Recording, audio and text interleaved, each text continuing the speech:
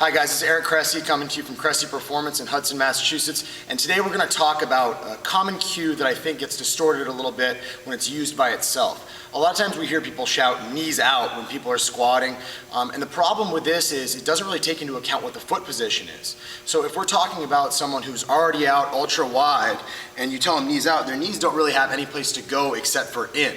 So if you think about what happens when we actually squat and go into a position of hip flexion, we actually are going to internally rotate a little bit to make that squat pattern work. So if you're out so ultra wide that you have to be here, you really can't push those knees out anymore and reduce that valgus stress that may give people that medial knee pain and set them up for both acute and chronic injuries. But what people often don't realize is that this knees out cue is also applicable to what we do with a trap bar deadlift, for instance. So if someone comes in and goes to a trap bar setup, a lot of times what we'll see with our young athletes is they'll set up with their feet too wide.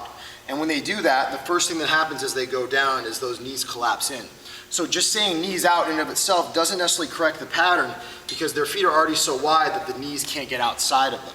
So the cue is actually feet in, knees out. So bring them in a little bit tighter and then force them to actually get those knees out a little bit more so that we can actually turn on some of those hip external rotators a little bit more so as we go through our lift.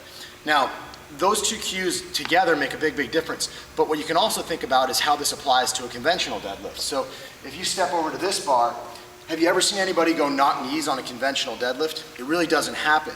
Why is that the case? It's because when we're in that narrower stance with our feet and we have that direct feedback from where our hands are, we're pushing our knees out against our arms in many cases, and we're in the narrow setup. So a conventional deadlift gives us a little bit of feedback on how feet should be together and knees out, not just that knees out cue by itself.